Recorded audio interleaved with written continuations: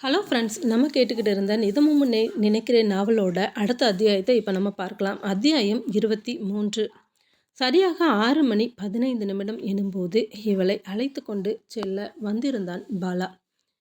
இவனை பார்க்கவுமே அவளுக்கு அத்தனை மகிழ்ச்சி. மிகவும் அழகாக ரெடியாகி இருந்தாள். அழகான லெஹங்கா, அதற்கு ஏற்றாற்போல லேசாக தலைமுடியை விரித்து விட்டிருக்க, அளவான ஒப்பனையோடு தேவதை போல இருந்தாள். ஒரு நிமிடம் முகத்தை பார்த்தவனுக்கும் கூட மறுபடியும் திரும்பி அவளை பார்க்க தோன்றியது. போகலாமா என்று சொல்ல ஆமாம் என்பது போல ஆர்வமாக விசாரித்தாள். எங்கே போகிறோம்? வா சொல்கிறேன் என்று கூறியபடியே அழைத்து சென்றவன் நேராக 5 ஸ்டார் ஹோட்டலின் வாசலில் கொண்டு வந்து வண்டியை நிறுத்தியவன் அர்ஜுனுக்கு அழைத்தான். அர்ஜுன், வைஷ்ணவி வந்துட்டா. எனக்கு முக்கியமான வேலை இருக்குது, நான் அப்படியே கிளம்புறேன், நீ வந்து அழைச்சிட்டு போறியா என்று சொல்ல இவளுக்கு ஒன்றுமே புரியவில்லை. அப்படின்னா நீங்கள் என் கூட வரலையா? அர்ஜுன் கூட ஏன் போகணும் என்று வேகமாக கேட்க, அதுதான் தாத்தாவோட ஆசை. தாத்தா அர்ஜுனுக்கு உன்னை கல்யாணம் பண்ணி கொடுக்கலான்னு யோசிக்கிறாங்க. என்ன விளையாடுறீங்களா? பாலா சார், நான் இங்கே நடிக்க வந்தவ. எப்போ வேணும்னாலும் கிளம்புன்னு சொன்னால் அந்த நிமிஷம் கிளம்பணும். நடிப்பில் இதெல்லாம் ஒரு பார்ட்டா? என்ன என்ன செஞ்சுக்கிட்டு இருக்கிறீங்க? என்னால் உள்ளே போக முடியாது, நான் போக மாட்டேன். இதை பாரு, கொஞ்ச நேரம் அவங்ககிட்ட பேசிட்டு கிளம்பி வந்துடு, அவ்வளவுதான். நீ பயப்படுற மாதிரி எதுவும் நடக்காது. எவ்வளவு சீக்கிரம் முடியுமோ அவ்வளவு சீக்கிரம் உன்னை நான் அனுப்பி வைக்கிறேன். இத்தனை நாளாக இதை தானே சொல்லிக்கிட்டு இருந்தீங்க. 1 மாதம் தாண்டியாச்சு. என்னை விடுற ஐடியாவும் இல்லை. என்ன நடக்குதுன்னு எனக்கு புரியலை. என்னோட அப்பா எப்போ கூப்பிட்டாலும் நான் அந்த நிமிஷம் கிளம்பி ஆகணும். உங்களுக்கு தெரியும் தானே? நீ நினைக்கிற மாதிரி எதுவும் நடக்காது வைஷ்ணவி. ஜஸ்ட் ஒரு டின்னர். நீ என் கூட சாப்பிட்டது இல்லையா? நான் கூப்பிட்டா வெளியே வருவேல்ல. நீங்களும் அவர் ஒன்றா? என்ன பேசிகிட்டு இருக்கீங்க பாலா சார்? சொல்லி கொண்டு இருக்கும்போதே அர்ஜுன் அந்த இடத்திற்கு வந்திருந்தான். என்ன ரொம்ப தீவிரமாக ஆர்கியூ போயிட்டுருக்குது போல இருக்கு. நானும் கலந்துக்கலாமா? வாடா, அதெல்லாம் ஒன்றும் இல்லை. Okay bye. ரிட்டர்ன் எப்போ வந்து நான் கூப்பிடணும் வைஷ்ணவி? இவளிடம் கேட்க இவளோ பாலாவை முறைத்து பார்த்து கொண்டிருந்தாள். பதில் எதுவும் சொல்லவில்லை. என்னடா, வீடு எனக்கு தெரியாதா? நானே கொண்டு விடறேன், அதெல்லாம் ஒன்றும் பிரச்சனை இல்லை, போகலாமா ஏஞ்சல் என்று கேட்க என்ன பதில் சொல்வது என்று தெரியாமல் அப்படியே தான் நின்றிருந்தார். ஓகே பை, போயிட்டு வாங்க, நைட்டு பார்க்கலாம் என்று வண்டியை ரிவர்ஸ் எடுத்துக்கொண்டு புறப்பட நின்ற இடத்திலேயே இப்போதும் பாலாவை தான் பார்த்து கொண்டு நின்றிருந்தாள்.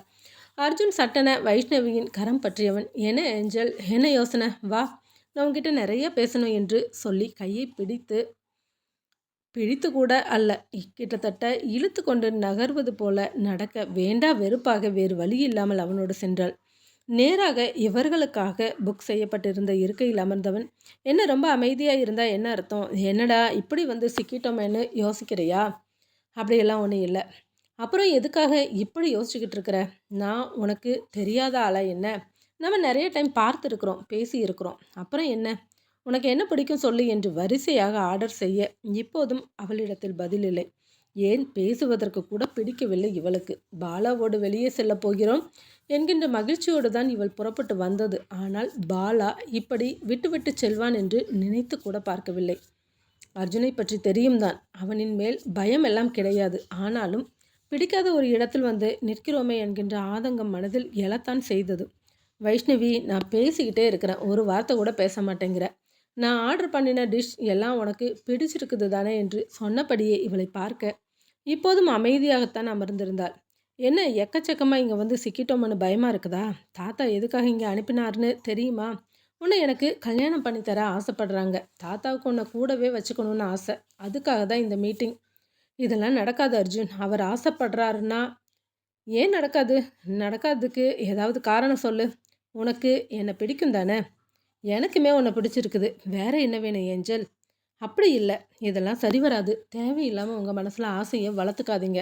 இதை இத்தோட முடிச்சுக்கலாம், நான் கிளம்புறேன். ஏன் ஏஞ்சல், பயப்படுறியா? எனக்கு என்ன பயம்? எனக்கு எந்த பயமும் இல்லை. பயம் இல்லைன்னா கல்யாணத்தை மறுக்கிறதுக்கு வேற ஏதாவது காரணம் இருக்குதா? ஒருவேளை நான் யோசித்தது உண்மையோ? என்ன யோசிச்சிங்க அர்ஜுன்? நீ பாலாவை லவ் பண்ணுற அப்படித்தானே என்று சொல்லவுமே சட்டென்று எழுந்து நின்று விட்டாள். அதிர்ச்சி முகத்தில் அப்பட்டமாக தெரிந்தது. என்ன அப்படி ஷாக்காகி பார்த்தா என்ன அர்த்தம்? அப்போ நான் கெஸ் பண்ணது கரெக்டு தானே? நீ பாலாவை விரும்புகிற அப்படி தானே? இது நடக்கும்னு நினைக்கிறியா ஏஞ்சல்? நிச்சயமாக இந்த ஒருதலை காதல் நடக்கவே நடக்காது. ஏன்னா பாலாவுக்கு உன் மேலே எந்த ஒரு ஃபீலிங்ஸும் இல்லை. அவனை பொறுத்த வரைக்கும் நீ அந்த வீட்டுக்கு நடிக்க வந்த பொண்ணு. இந்த வார்த்தை சொல்லவும் இன்னமும் அதிர்ச்சியாக அவனை பார்க்க, என்ன பார்க்குற? நீ அந்த வீட்டு பொண்ணு இல்லைன்னு எனக்கு நல்லா தெரியும். உன்னை நடிக்கிறதுக்காக தான் அழைச்சிட்டு வந்திருக்கிறான்னு தெரியும். தாத்தாவுக்கு பேத்தி கிடச்சிட்டு தான் இருந்தா இன்னைக்கு இந்த நிமிஷம் வரைக்கும் தொலைஞ்சு போன பொண்ணை தேட வேண்டிய அவசியம் இல்லை. ஆஃபீஸில் பார்த்தேன். ஷங்கரோட ஸ்டேட்மெண்ட் அப்போவே புரிஞ்சு போச்சு. ஒரு நாள் விளையாட்டு போல் சொன்ன ஏஞ்சல் அழகான ஒரு பொண்ணை அழைச்சிட்டு வந்து தாத்தா முன்னாடி நிறுத்தி பேத்தின்னு சொல்லிடு, அப்புறமா அந்த பொண்ணை அனுப்பி வச்சுடு, ப்ராப்ளம் சால்வ்டு அப்படின்னு சொன்னேன். விளையாட்டுக்கு தான் நான் சொன்னேன், ஆனால் அதை அப்படியே சீரியஸாக எடுத்து உன்னை அழைச்சிட்டு வந்திருக்கிறான்னு நினைக்கிறேன். நான் உன்னை தப்பெல்லாம் சொல்ல மாட்டேன். இன்னமும் சொல்லப்போனால் யாருக்கிட்டேயும் எதுவும் சொல்ல மாட்டேன். நீ அந்த வீட்டு பொண்ணாகவே எத்தனை நாள் அங்கே இருக்க முடியுமோ தாராளமாக இருக்கலாம். எனக்கு அதை பற்றி கவலை இல்லை. அது மட்டும் இல்லாமல் எனக்கு ஒன்றை ரொம்ப பிடிச்சிருக்குது. இதே லைஃப்பில் கண்டினியூ பண்ண வேண்டிய சூழ்நிலை வந்ததுன்னா நீ தாராளமாக என்னை கல்யாணம் பண்ணிக்கலாம். ரொம்ப அழகான ஒரு லைஃப்பை 2 பேரும் வாழலாம். உனக்கு என்ன, தங்குறதுக்கோ மேலே பாசம் காட்டுறதுக்கோ பெருசாக எந்த உறவும் இல்லைன்னு எனக்கு தெரியும். பாசத்தை காட்ட நான் தயாராக இருக்கிறேன். என்ன சொல்கிற ஏஞ்சல் என்று கேட்க, இல்லை அர்ஜுன், இதெல்லாம் நடக்கவே நடக்காது. நீங்கள் ஆசைப்படுறது நடக்காது. நிச்சயமாக நான் இங்கேருந்து சீக்கிரமாகவே போயிடுவேன். எனக்கு என்னோட அப்பா இருக்கிறார். அவர்கிட்ட இருந்து எந்த தகவலும் இல்லை. அப்படி ஒரு தகவல் கிடச்சிதுன்னா அந்த நிமிஷம் அவர்கிட்ட நான் போயிடுவேன். இந்த பிரச்சனைக்கு எல்லாமே ஒரு சொல்யூஷன் இருக்கும். அது எப்போ கிடைக்கும்னு தான் தெரியல. ஓகே, அவனோட விருப்பம். நான் எதுவும் கம்பல் பண்ண மாட்டேன். அதுக்காக சட்டுன்னு இப்படி கிளம்பி போகணும்னு அவசியம் இல்லை. ஆர்டர் பண்ணின சாப்பாட்டை எல்லாத்தையுமே சாப்பிட்டுட்டே போகலாம். நான் வேறு யாரோ கிடையாது, உனக்கு நல்ல ஃப்ரெண்டு. என்ன இக்கட்டான சூழ்நிலையில் நீ ஒரு தடவை காப்பாற்றின. அதுபோல் உன்னோட பிரச்சனையில் இருந்தும் என்னால் காப்பாற்ற முடியும். அதுக்கான சொல்யூஷன் தான் இந்த கல்யாணம்னு சொன்னேன். உனக்கு விருப்பம் இல்லைன்னா சொல்லிட்டேன். அதனால் என்ன, பரவாயில்ல, நல்ல நண்பனா நம்ம நட்போட பயணிக்கலாம். என்ன சொல்கிற, சாப்பிடு என்று சொல்ல, எனக்கு சாப்பிட்ற மூடு இல்லை, நான் கிளம்புறேன். ஏன் ஏஞ்சல், என்னை பிடிக்காதுன்னு சொல்லிட்டேன். பாலாவை உனக்கு பிடிச்சிருக்குன்னு நல்லாவே தெரியுது. ஆனால் அந்த கல்யாணம் நடக்காது தானே. என்ன மாதிரியே நீ ஏமாந்து போக போகிற, அதுதான் நடக்க போகுது. எனக்கு நல்லா தெரியுது. எது எப்படி இருந்தாலும் சரி, எனக்கு அதை பற்றி கவலை இல்லை. ப்ளீஸ் இதை பற்றி மேற்கொண்டு பேச வேண்டாம். இதை இத்தோட விட்டுடலாம் என்று சொல்லிவிட்டு திரும்ப, ஒரு நிமிஷம் ஏஞ்சல், ஒரே ஒரு கேள்வி இருக்குது, கேட்கட்டுமா? கேளுங்க அர்ஜுன். பாலா உன்னை விரும்புவான்னு நீ நினைக்கிறியா? இல்லை, அது நடக்காது. எனக்கு நல்லா தெரியும். அப்புறமா ஏன் இப்படி தேவையில்லாமல் ஒரு ரிலேஷன்ஷிப்குள்ளே உள்ளே நுழைச்சிக்கிற? உன்னை நீயே வருத்திக்கணும். காதல் மட்டும் இல்லை, அன்பு மொத்தத்தையுமே காட்ட நான் தயாராக இருக்கிறேன்னு சொல்கிறேன். அப்புறம் எதுக்காக? ஏன்னா என் மனசுக்கு அவரை தான் பிடிச்சிருக்குது. அது என்றைக்குமே மாறாது. அவன்கிட்ட எந்த ஃபீலிங்ஸும் கிடையாது. என்றைக்கும் அது வரப்போகிறதும் இல்லை. அவனை பொறுத்த வரைக்கும் நீ ரொம்ப சின்ன பொண்ணு. அவன் உனக்கு ஒரு கார்டியன். அதை தாண்டி அவன்கிட்ட என்றைக்குமே எந்த ஃபீலிங்ஸும் வராது. அது எனக்கு தெரியும் அர்ஜுன். இதை பற்றி மேற்கொண்டு பேச வேண்டான்னு சொல்லிட்டேன். கண்கள் கலங்கி இருக்க புறப்பட தயாராகி இருந்தாள். சரி, நம்ம வேணா இப்படி பெட் கட்டிக்கலாமா என்று கேட்க, என்ன என்பது போல இவனை நிமிர்ந்து பார்த்தாள். ஒரு வேளை அவன் மனசுக்குள்ளே ஏதோ ஒரு ஓரத்தில் உன்னை பற்றின ஃபீலிங் இருந்தால் இப்போ இந்த நிமிஷம் இங்கே வருவான். அவன் மனசில் ஒரு எண்ணம் இருந்தால் நிச்சயமாக உன்னை என்கிட்ட கண்டினியூவாக பேச விட மாட்டான். என்ன சொல்கிற? எனக்கு நீங்கள் சொல்ல வர்றது புரியலை. அவன் மனசுக்குள்ளே எங்கேயாவது ஒரு ஓரத்தில் நீ இருந்தால் இப்போது இந்த நிமிஷம் உன்னை அழைச்சிட்டு போக வருவான். உன்னை இங்கே ரொம்ப நேரம் இருக்க விட மாட்டான். ஸோ அவன் வர்ற வரைக்கும் நீ இதை சாப்பிடலாம். சாப்பிட்ட பிறகு அவன் வரலைன்னா நானே உன்னை கொண்டு வந்து விடுறேன். இதை பற்றி என்றைக்குமே எப்பவுமே பேச மாட்டேன். ஆனால் உன்னை கல்யாணம் பண்ணிக்க நான் தயாராக இருக்கிறேன். உன் மேலே உயிராக இருக்கிறேங்கிறத நீ புரிஞ்சுக்கிட்டா மட்டும் போதும். ஓகேவா, உட்காந்து சாப்பிடு என்று சொல்லி கொண்டு இருக்கும்போதே பின்னால் பாலாவின் குரல் கேட்டது. வைஷ்ணவி கிளம்பலாம், தாத்தா அர்ஜென்ட்டாக உன்னை வர சொன்னாங்க என்று சொல்ல, வைஷ்ணவியின் முகம் மட்டுமல்ல அர்ஜுனனின் முகம் கூட லேசாக புன்னகைத்தது.